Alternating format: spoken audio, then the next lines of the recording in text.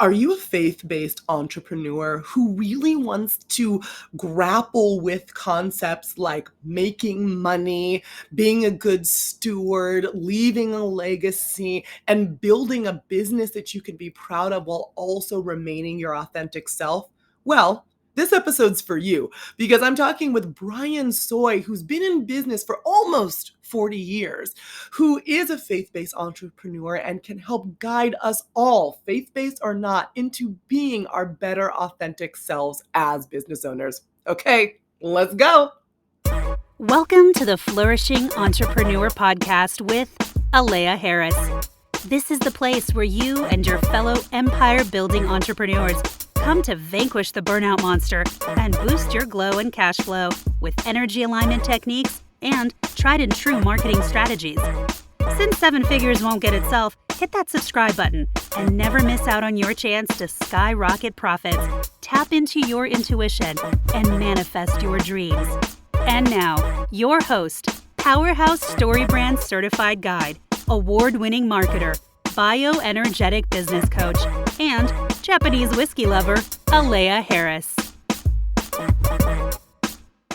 Sometimes we have a lot of conflicting opinions and thoughts and beliefs, and there's a lot of possibilities and opportunities, and we feel like we're being pulled in a lot of contrary directions, especially as an entrepreneur and a business owner.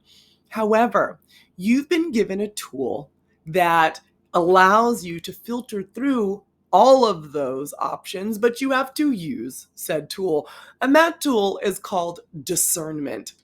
Discernment allows you to tap into your connection, tap into your intuition to better understand what is truly for your highest good and for the highest good of all concerned. When you tell yourself that you are discerning, you are also empowering yourself to make better decisions. Remember, the choices you make shape your reality and your trajectory. Everything in your life you have either created, promoted, or allowed, and the creation, promotion, and allowing of those things happen by the choices you make. You either made those choices consciously or unconsciously. So by tapping into discernment, you can make better conscious choices from all of the available information, critically think about and critically feel about your way towards a better solution.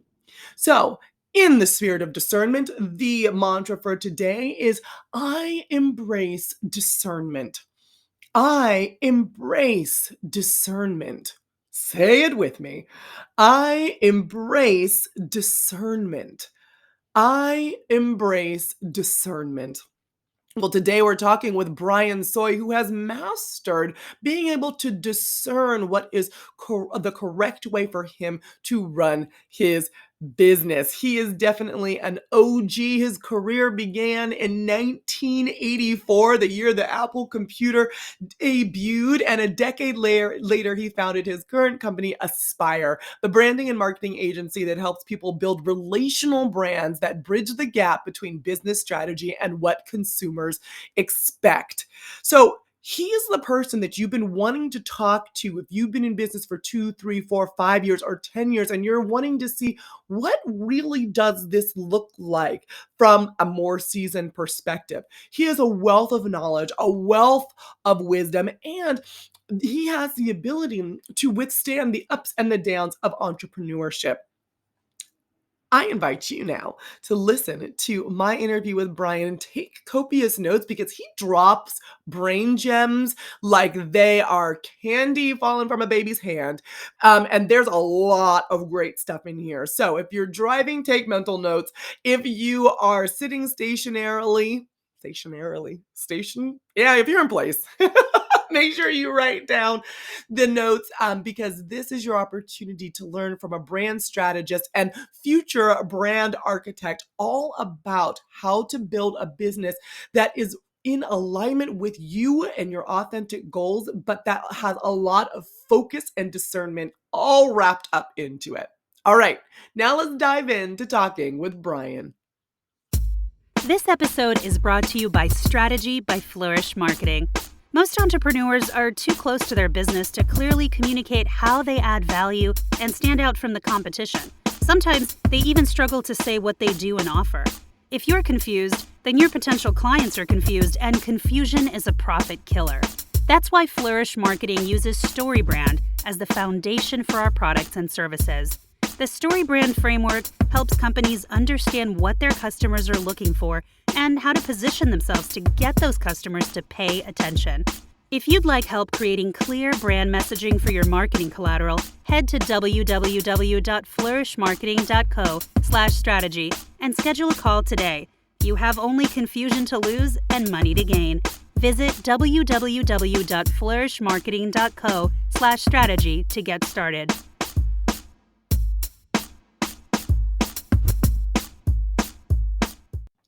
Hi, Brian. Thank you so much for joining us today on the Flourishing Entrepreneur podcast. How are you doing today? I'm great, Alea, and I'm looking forward to you bringing energy from the West Coast here to the Midwest. I will do my best. That's a lot of mileage to cover, but I'm sending all the energy out your way. Before we dive into our hard-hitting questions, why don't you tell the people who you are and what you do, the problem you solve in the world? So, my name is Brian Sooy. I am the founder of Aespire, a marketing and branding agency located in the Midwest, and we help small business owners make great and smart marketing decisions and clarify their messaging. And if you are listening, you're like, clarify your messaging. That sounds super familiar. It should be, because Brian is also one of my fellow StoryBrand certified guides. So we clarity is kind of our jam, right, Brian? That's kind of what we do. That's right. And clarity has been my jam since day one. Yeah, I know. And you've been doing this for how long? This is my 26th year as an agency owner. This is my 38th year in the profession. Yeah. So if you guys were like, oh man, I wonder what it's like from someone who's really been in it and can tell me, I'm tired of talking to these people who've been in business for 2 years and they want to tell me how to run mine. This is the episode where you finally get to hear from a super seasoned professional about all the ups and downs and arounds. So I want to hear it all. Give me all of the juiciness, Brian. In those 20, 30 years that you've been in business, I'm sure it hasn't been all smooth sailing, right? Oh, no. I mean, we went through, well, the recession, well, they call it the Great Recession. We went The through Great that. That was a pretty Recession. rough time. But interestingly, it took about 2 years to catch up with us. Yeah, So I can understand that. And then we're just coming, I guess we could say we're coming through the pandemic now, which has affected a lot of people in very similar ways as that Great Recession, right? So in all of the ups and downs, how have you avoided burnout, and or did you, or once you were in it, how did you pull yourself out of it so that you could stay in alignment personally and professionally? I don't know that I didn't really face burnout because the way I approach business is that it's a marathon, it's not a sprint. And, I know my limits. I know what energizes me. So I know the type of clients that we want to serve. They're small business owners. We do get to work with some mid-sized companies, but they're people like me and you. They just have bigger staffs, maybe, or their revenue is higher. So I turned my energy into serving them. Reached out to all of our clients and just said, "How can we support you in this time? I've got extra capacity here, even on our technology. You need a monitor? I've got one boxed up I could send to you." We made it really personal.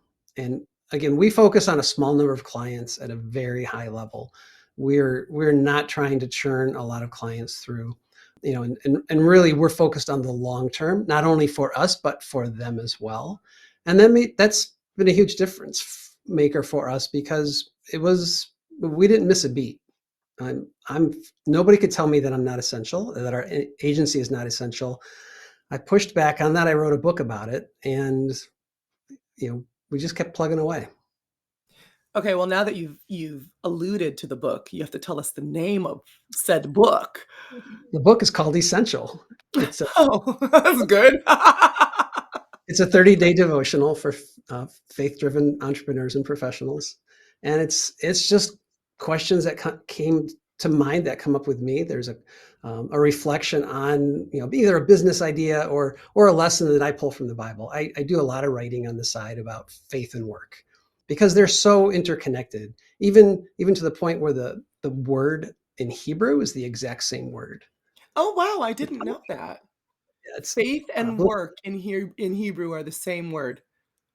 I believe it's Ovadah. If you speak Hebrew and I messed that up, forgive me. But it is the same word, and so I do a lot of pulling principles out of Scripture because they apply to business. People think the Bible is just about faith, but no, it applies to every bit of our life. And I'm just really devoted to serving, the entrepreneur in business. But in about 2015, it really hit me that I love doing that on the faith side as well. So Mhm. that's how we serve our clients. We come prepared to serve every day we know it's all about their success and not ours. So we apply the best of what we can do so that they can achieve their best. One of the things that I adore about you and your wife is that you truly embody service, not just when you're at work, but in the way that you lead and live your lives. And so if you're hearing Brian like, "Oh, talk about service, I have to figure out how I'm gonna serve." I don't think that that's the answer. I think the answer is to figure out how you're going to live a life of service rather than saying, "Oh, how am I gonna serve this one client today and then go back to my narcissistic ways all of the other days?" Right, right. Yeah, and that is a balance. I mean, this all depends on our personality and who we are. But it's just like anything else. What does it mean to live a grateful life? What does it mean to live a generous life? And we're in business to be profitable, definitely. But we do find opportunities to give and to serve and go above and beyond for our clients because, when it comes to business, the purpose that guides us is really why we're in business beyond making money. Right. But I do actually wanna ask a question about serving and money and God, because Sure. a lot of times, people, especially faith-based entrepreneurs or entrepreneurs who come from a faith-based background, have an internal conflict when it comes to making money. Because, and I've heard this with clients and I've seen this in the world, they're like, well, in order to be a good person, I have to be poor. In order to be Christian or to have, God like me, I have to be broke. I have to just make just enough money so that I can feed myself, and that's it. I would imagine you disagree with that, but I want to know why. Why do you disagree and or how can people think about that a little differently from a faith-based perspective? That's a great question. Somebody just asked me that about a week ago, how I reconcile being in marketing and being a Christian. I So mean, it's a hot there's topic. well, it is, yeah, because our so just on that level alone, I work to redeem life and my profession. So, as a believer, we're called to be a co-redeemer with God.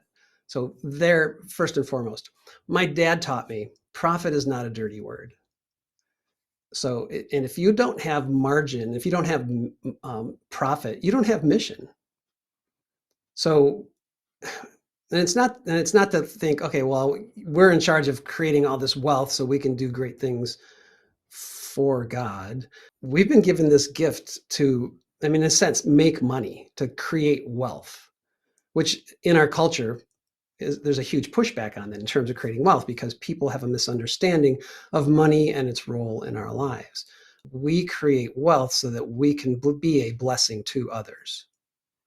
And it's not like we're living, this high and extravagant lifestyle where we want to be good stewards with what we've been given. Those are principles throughout from this, again, from the Bible, but they're just good principles for any business owner. You've been given clients that you have to steward. You've been given resources you have to steward. And you can look at those either from an abundance mentality or a scarcity mentality. And I choose abundance. And I'm glad that you do, because then that allows you to be a blessing to your clients and then, come on podcasts like this one and talk through that lived experience, that 20, 30 years of lived experience of being a good steward, being a blessing, and then how it transforms not only your life, but the lives of all your clients. Think of all of the people that if you were focused on scarcity, you wouldn't have been able to help, right? Sure. No, absolutely. And I often think of, we often think about specialization in our businesses. I mean, you have some specializations, I do. But even beyond that, I love to do work I love to work with companies who make people's lives better or make the world a better place. Mhm. And those can be health and wellness companies. I mean, we've got one company that makes blenders, and those blenders literally, I've seen the testimonies that people say this product saved my life because it Mm. changes the way they eat. We design and help market Bibles. We work with an HVAC company. Their mission is to make safe and comfy homes. So it's all about making people's lives better. And we're there. It's been interesting talking with Tim Scher a couple weeks ago, and Tim's got a new book out called The Secret Society of Success. And he talks about, we're not always up there on stage. We're not always up in front. This is, we don't even always get to be on a podcast like this, but we all have the opportunity to lead from where we are and strengthen the people around us and maybe above us in position. But that's kind of the role I feel like I'm starting to fill even more at this point in my career. Leading from where you are. Goodness, that could be the end of the podcast right there as people ponder that statement. Because if you lead from where you are, then all of a sudden your excuses fade away of, well, I'll be a better leader or steward, or I'll get in my abundance mindset when I've been in business for 30 years, like Brian, right? It's like, no, no, no, no, no, no, no, no, no. You start where you are with what you have, and then you use that to build and grow and develop, and then you learn along the way, right? It doesn't just happen when. A lot of people prevent themselves from even owning businesses or growing businesses or leaving a legacy because they use dirty words like when. There's certain words that I feel like are a little dirty. When, should, the dirty words, because they prevent you from saying now and yes, now, right? That's So right. you've obviously said a lot of now and yes, because that's how that you've gotten to where you are, but I know that that is not all that has made you successful. So what are 3 pro tips from your area of expertise that will help our empire builders scale their businesses while enjoying their entrepreneurial journey? Well, that's good. So I'm thinking about that question from the perspective of brand strategy. And the first one is, you either have to own your category or you have to act like you own it. And it's going to be nearly impossible for all of us to actually own our category unless we define it and people accept us for it. But we can act like we own it. So that's the first one. The second one, and this just every day is more and more pertinent, is know your customer and their goals.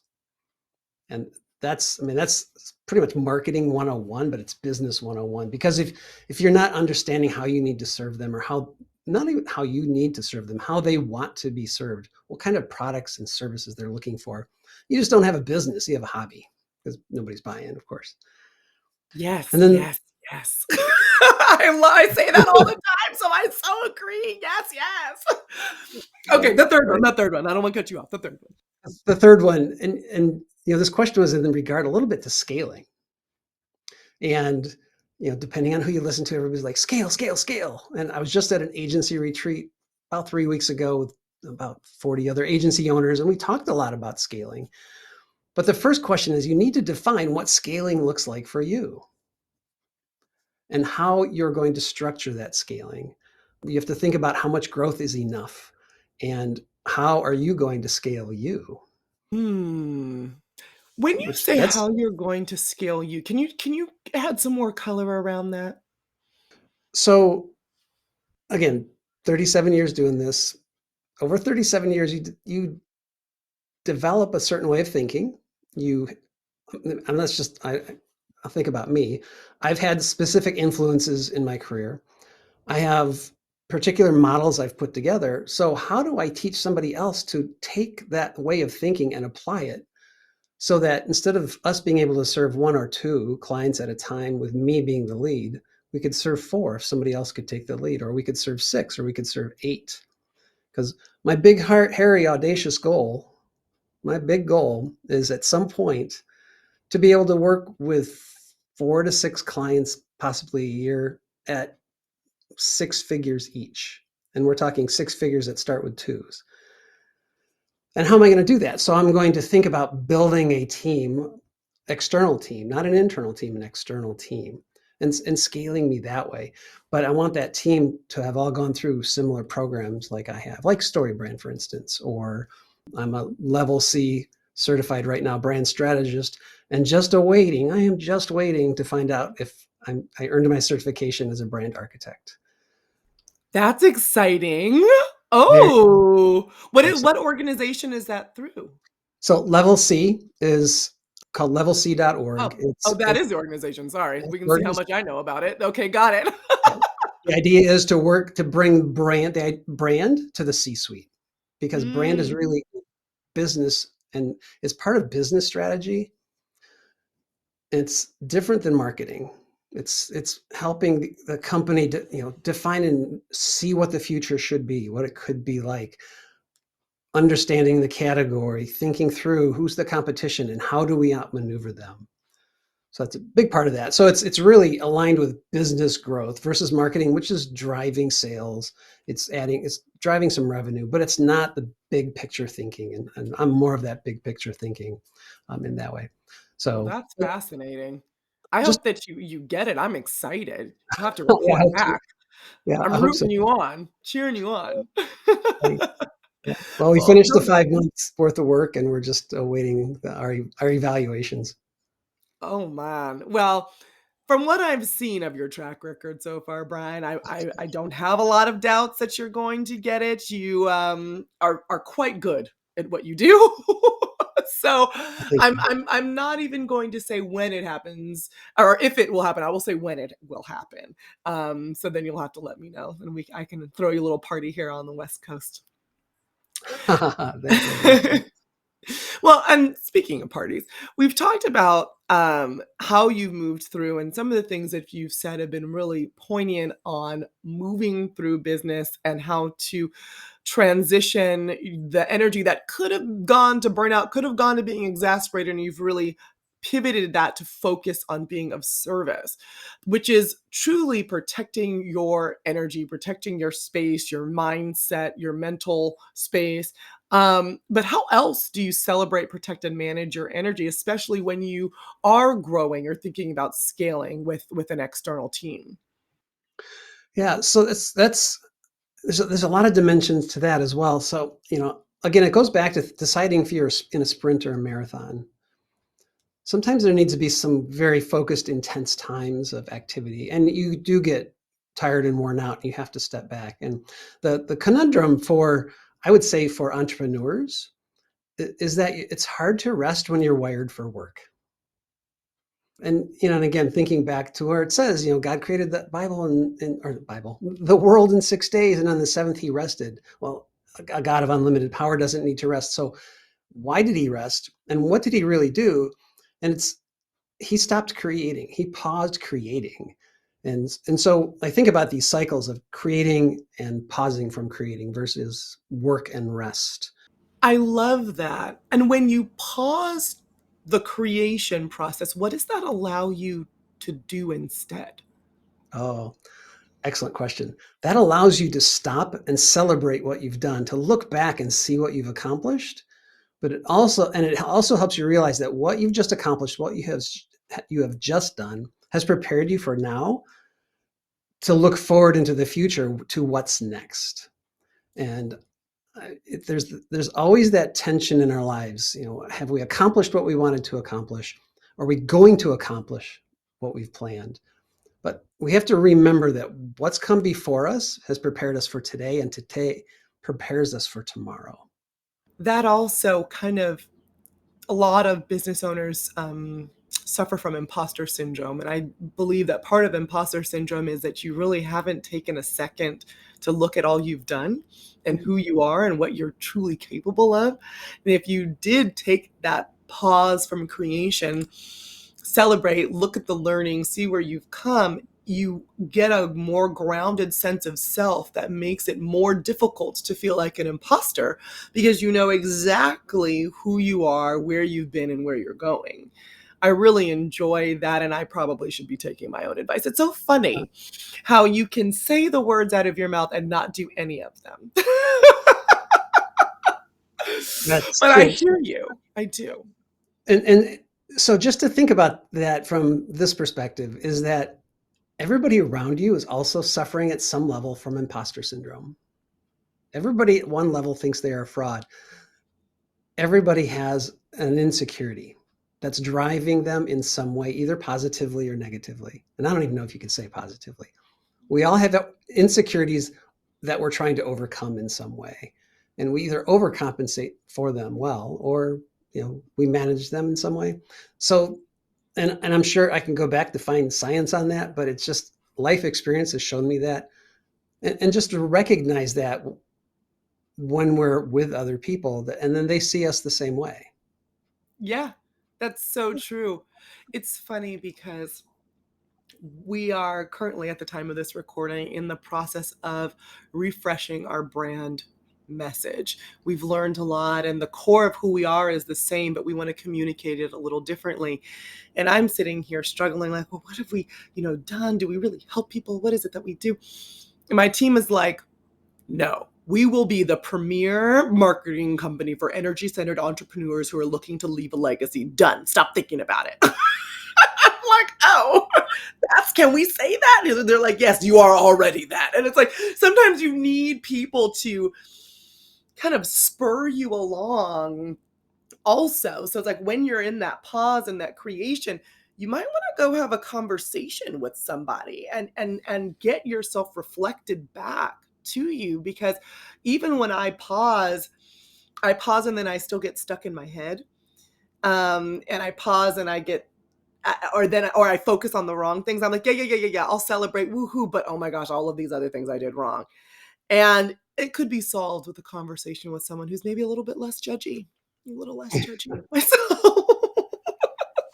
And outside your head. So, thinking back to the beginning of our conversation, you said, tell us about you, the problem you solve.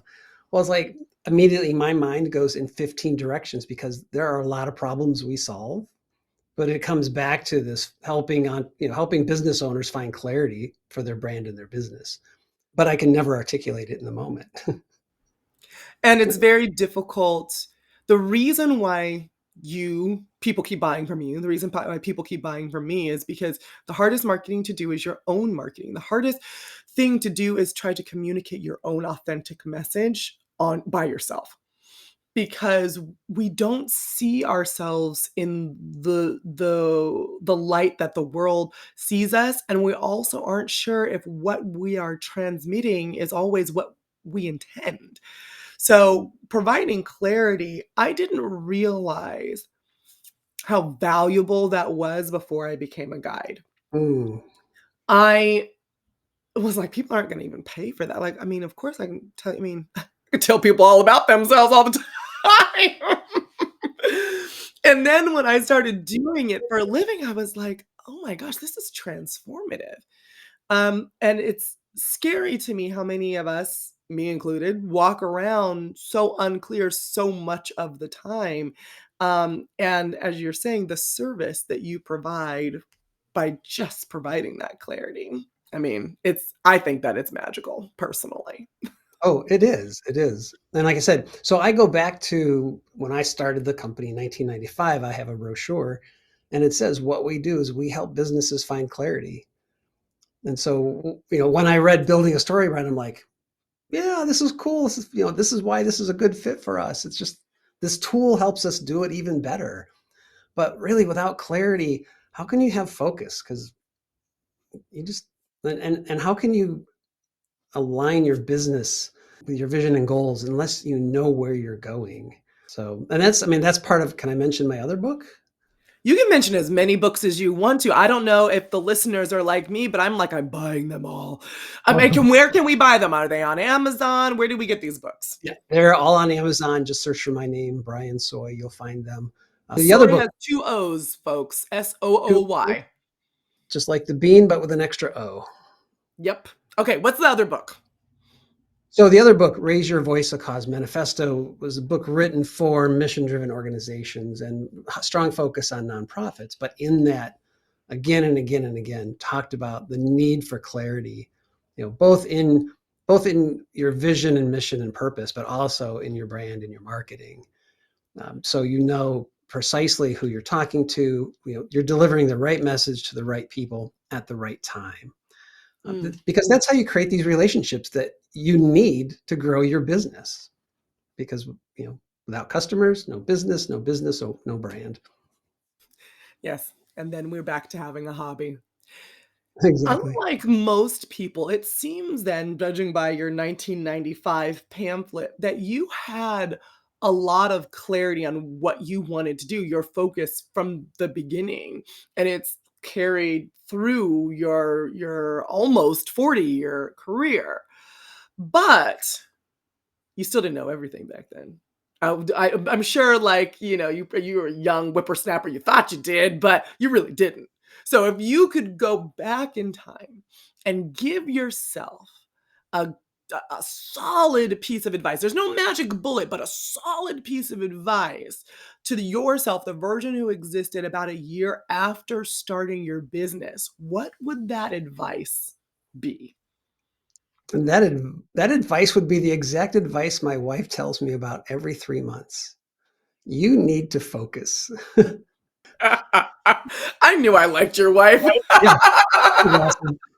But because it was actually one of the other guides and I were having a conversation, and he just said, you're multi-passionate. Like, well, yeah, I am. Everything, a lot of things are of interest to me. But without that focus, you just can't find clarity in life or in business. And this is where everything's a possibility. But with so many possibilities, they become obstacles disguised as opportunity. One more time, with so many possibilities. Say it again.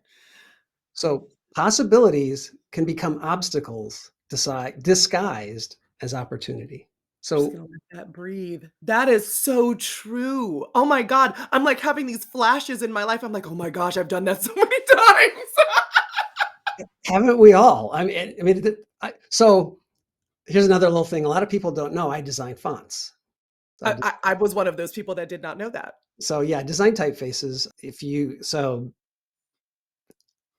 I don't know. They've been doing that since the 80s. AlteredEgoFonts.com. They're not the world's most popular, but I have seen them all around the world. My fonts are in Bibles. My fonts are in books. They're in magazines and newspapers. So here's my problem with focus. I go to Barnes and Noble and I do what I call type spotting. And I walk through and I look for my typefaces on book covers. And occasionally I find them, so I take pictures. And then I start looking at all the beautiful type and I'm like, I'm going to go home tonight and start working on a new typeface. And I get home and I'm like, nope, as much as I want to do that, I have to focus on what I need to do now. Because at some point in the future, I'll be able to go back to designing type, even though I just really love doing it. I mean, it is a balance because I have similar passions. And it's like, well, actually, right now, I can't even focus on anything else. Let me just go do the fun thing because the rest of my brain is not really anything besides mush. So I'm going to go and do this other creative thing. And I get it. That works unless there's a client who needs their deliverable the next day. That's when going off and doing the creative thing's probably not the thing to do, right? Yep, that's true. So, I would tell myself, you need to focus. You've got to, if you focus now, the potential not only for leaving a legacy, but for creating a legacy is multiplied exponentially. Oh, I So really like that. I'm a strong believer in that we're not just leaving. If we just leave a legacy, then it's half of it. But if we're creating legacy now, people recognize that we've done something of significance, and they want to be part of that, and they want to carry that into their lives moving forward, even after we're gone. Hmm. So at my age, I'm looking at, I don't, not retirement, but I'm like, okay, what's next? What's the next 10 to 20 years look like? And they're even they're, our careers change. I'm reading a great book called From Strength to Strength by, I believe it's Arthur Brooks, and he talks about in the first 20 years up to about age 40, we have a first curve, he calls it, and it's about fluid intelligence, where you've got the energy, you're coming up with ideas, but then in about the middle of that, you switch over to crystallized intelligence, where life and experience becomes wisdom. And you move from doing more into mentoring, to teaching, to extending what you're doing beyond. So I'm looking at that now, and that's part of stewarding the energy I have now. Because I mean, you're younger, you're more energetic, Leah. There you go. Most of the time, Brian, most of the time.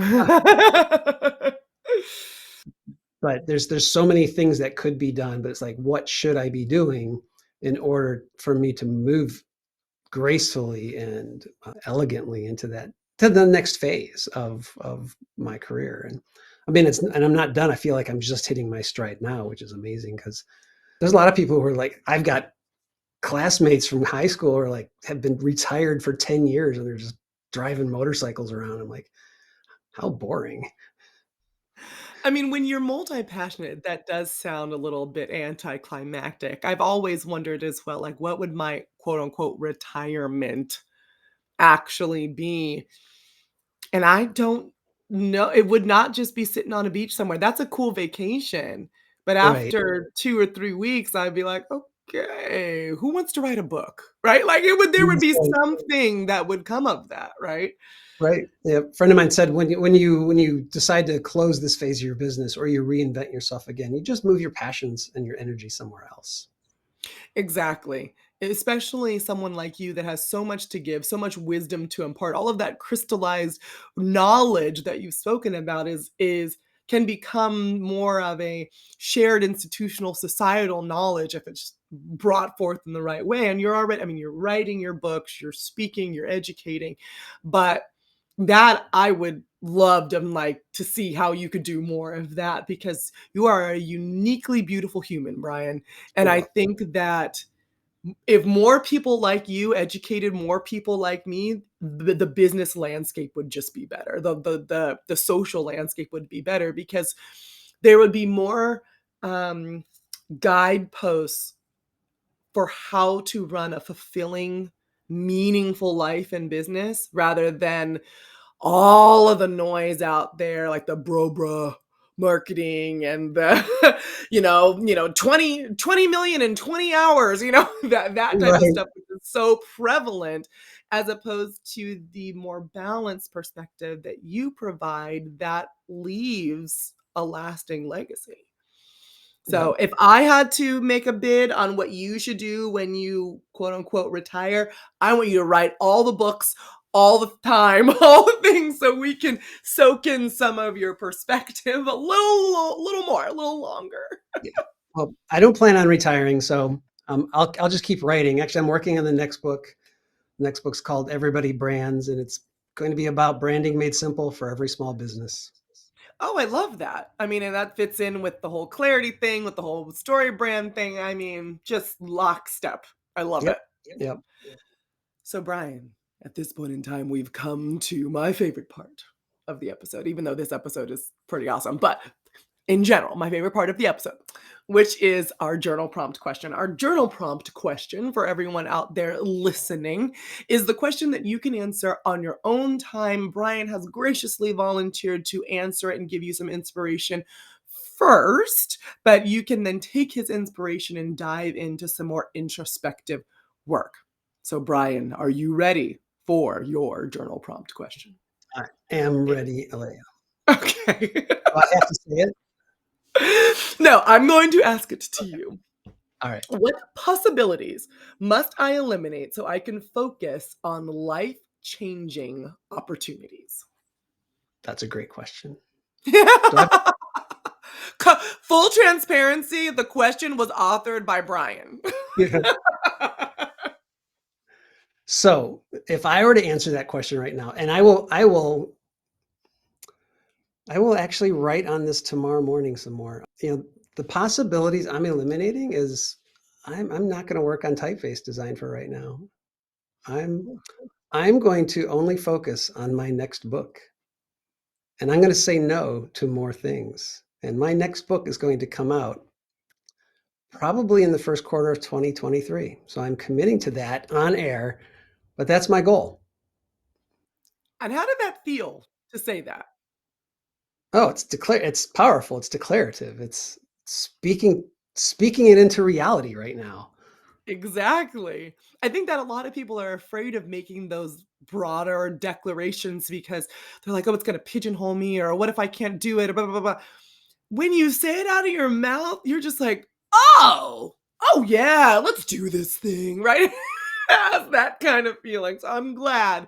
And I could see it on your face. I was like, I gotta ask him. He's feeling it right now. I gotta ask him. Well, there's also something else to that. So if I don't commit to that date, if I commit to that date and I miss it, then I keep talking about it because it builds more anticipation because people are like, when is this book going to come out? He's been talking about it for 18 months now. And then when they buy it, at least 3 people will buy it instead of just 1. Well, we'll include links Oh, to okay, great. to it. So hopefully we can at least get 1 or 2 more here. So, this has been such a lovely conversation, Brian. I'm very grateful for you being on the Flourishing Entrepreneur podcast. There are so many resources that you've shared with us, but you are the pinnacle of the resources that you've shared. So, where can people find you when they want to connect with you online? So the first place where everything Brian Sooy is my website, aespire.com, which is AESPIRE.com.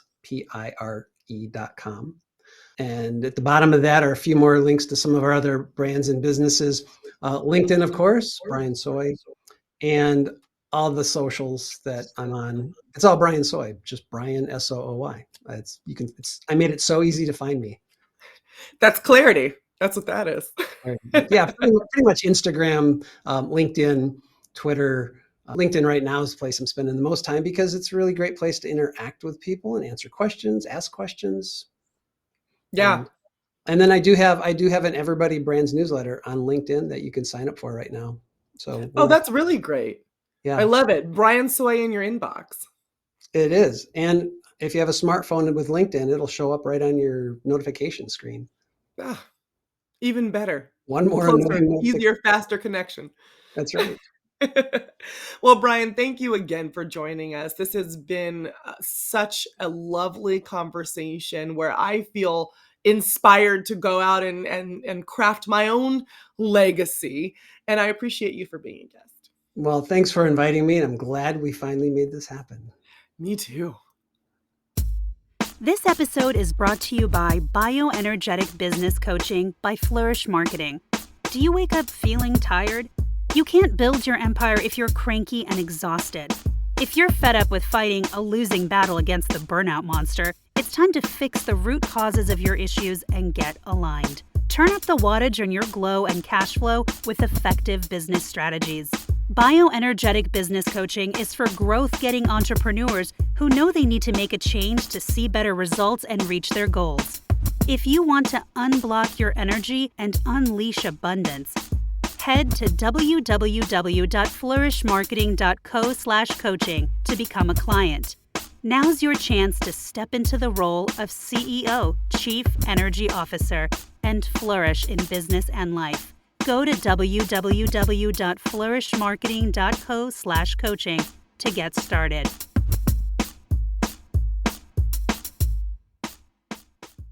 My goodness, I told you there were going to be a lot of brain gems, and Brian Sooy delivered some of the most wise advice that we have heard on the Flourishing Entrepreneur podcast, saying things like business is a marathon, not a sprint. He knows his limits and what energizes him, so he doesn't even battle or dance with the burnout monster at all.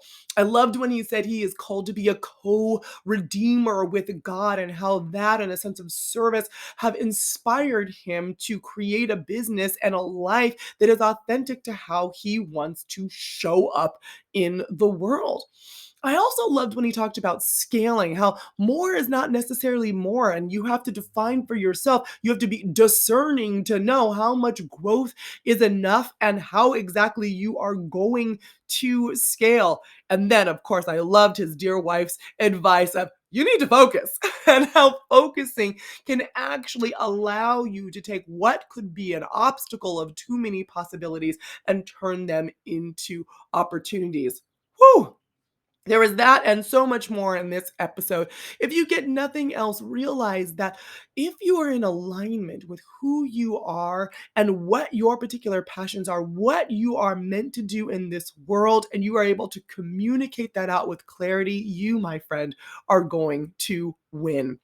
Thank you again for joining us on this episode of the Flourishing Entrepreneur Podcast. My name is Alea Harris, and I will see you back here every single Wednesday as we drop more episodes to help you grow and scale your flourishing empire. Until next time, I'm sending you lots of love, light, and abundance. Bye for now.